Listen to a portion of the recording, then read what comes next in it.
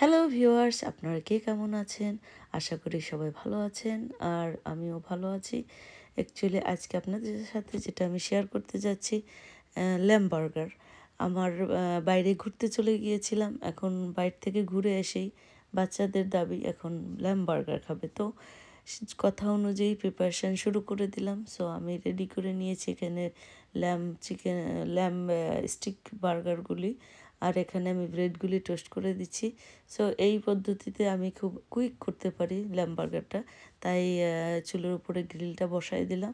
এখন আমি lamb চপগুলিকে grill করে নিচ্ছি, সঙ্গে ব্রেডগুলিকে টোস্ট করে নিচ্ছি। অন্যদিকে আমি সালাদগুলি রেডি করে নিয়েছি। সো সালাদের মধ্যে ছিল লেটুস, শসা, টমেটো আর অ্যাভোকাডো। সো এখানে আমি বাটার দিয়ে ভালোভাবে বাটারটা করে আমি পেটিগুলোকে ভালোভাবে গ্রিল করে নিচ্ছি, দেখতেই পাচ্ছেন। আর অয়েলগুলি কিন্তু সাইডে চলে যাচ্ছে। আর এটি খুবই হেলদি, কারণ আপনি যখনই স্টিকগুলি গ্রিল করবেন তখন দেখবেন যে অয়েলগুলি সাইডে নেমে যাচ্ছে। সো অয়েলগুলি আপনার খাওয়া লাগতেছে না, আর এটা খুবই স্বাস্থ্যের জন্য ভালো।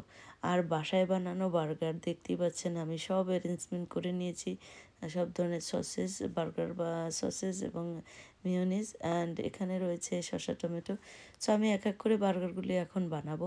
যেহেতু আমরা পরিবারের 7 জন মানুষ, সো আমার 7টা বার্গার বানাতে হবে। সঙ্গে থাকবে আমার ফ্রাইস। বাট আমি এখানে আপনাদের সাথে শেয়ার করছি কীভাবে ল্যাম স্টিক বার্গারটা বানাতে হয়। সো বাচ্চাদের ডিমান্ড পূরণ করতে গেলে মায়েদের অনেক ধরনের রান্না শিখতে হয়। ইংলিশ, বাংলা সব ধরনের রান্নাই শিখতে হয়। যেহেতু আমরা বাঙালি, বাট আমরা বাংলা রান্নার পাশাপাশি আমাদেরও ইংলিশ ফুডগুলি কুক করা শিখে যেতে হচ্ছে। তো আমরা ফাস্ট ফুডও বানিয়ে ফেলছি, আমরা বাংলাদেশি রান্নাটাও করে ফেলছি। আর বাচ্চাদের ডিমান্ড পূরণ করতে গেলে পুরোই এক ইন্টারন্যাশনাল শেফ হতে হয়। এনিওয়ে আমার মনে হয় সব মায়েরাই তাই। রান্নাঘরে ঢুকলে সব নিত্য নতুন রান্না ট্রাই করে এবং বাচ্চাদের কীভাবে খুশি করা যায় সেই চেষ্টাটাই করে। শুধু বাচ্চা কেন, হাজব্যান্ডকেও।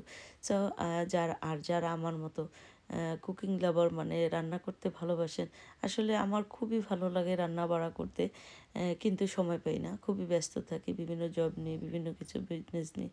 সো হয়ে ওঠে না। যখনই একটু সময় পাই আমি চেষ্টা করি নতুন কিছু করতে বা বাচ্চাদের হ্যাপি করতে, হাজব্যান্ডকে হ্যাপি করতে।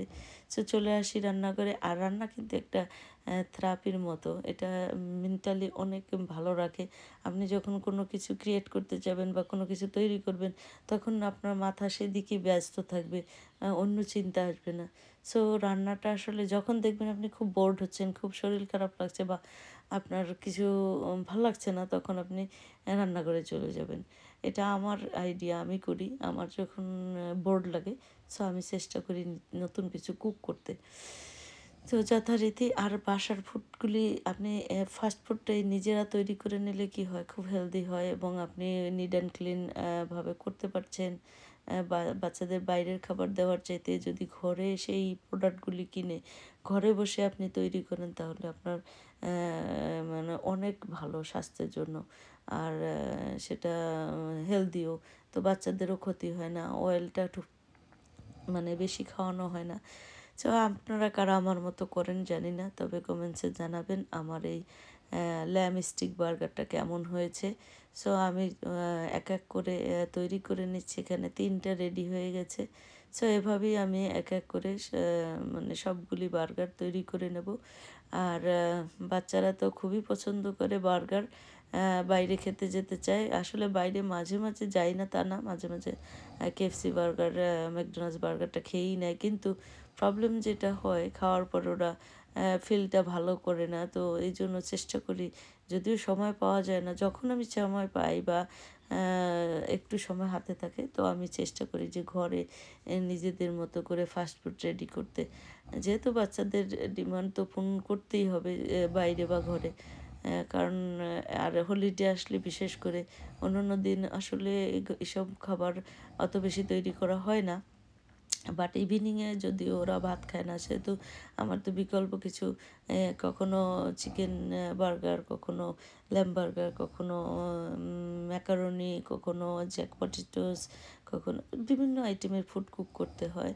আসলে শুধু আমরা বাংলাদেশের ফুডটাই যে কুক করি তা না, আমাদের বিশেষ করে আমার রান্নাঘরে 7 জন মানুষ, 3 বেলা 21 জন, তো দেখা যাচ্ছে যে আমার 21 আইটেম রান্না মাঝে মাঝে করতে হয়, কারণ এটা খাবে তো ওটা খায় না। সো এই আর কি।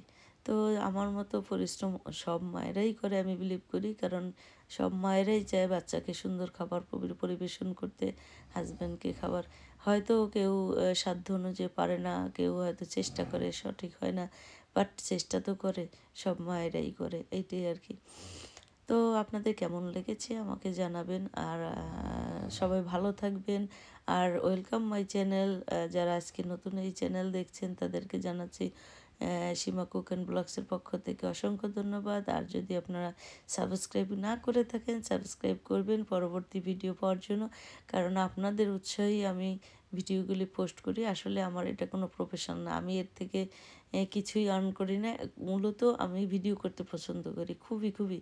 যখন যা কিছু করি একটু ভিডিও করে ফেলি, তো ভাবলাম কেননা শেয়ার করব সবার সাথে, তাই আমার এই শেয়ার করা। আসলে আমার করোনার সময় চ্যানেলটা ওপেন করা হয়েছিল কোনো উদ্দেশ্য নিয়ে না, জাস্ট ভেবেছি যে আমি তো অনেক ভিডিও করি, বাইরে থাকি, সো কেননা এগুলি শেয়ার করি। তো শেয়ার করলে হয় কি, কিছুটা মানুষ হলেও জানে, শেখে। আর এখন তো গ্লোবালাইজেশন হয়ে গেছে, দেশে বিদেশে সব জায়গায় বসে মানুষ সব কিছু দেখতে পাচ্ছে। তো আমাদের টুকিটাকি জিনিসগুলো আপনাদের সাথে শেয়ার করলে অনেক ভালো লাগে, আর আমাদের আত্মীয় পরিজনরাও দেখতে পায়। থ্যাংক ইউ, অসংখ্য ধন্যবাদ। দেখতে পাচ্ছেন আমার অলরেডি 6 বার্গার তৈরি হয়ে গেছে, সো আমার আর একটা বার্গার তৈরি করলে হয়ে যাবে।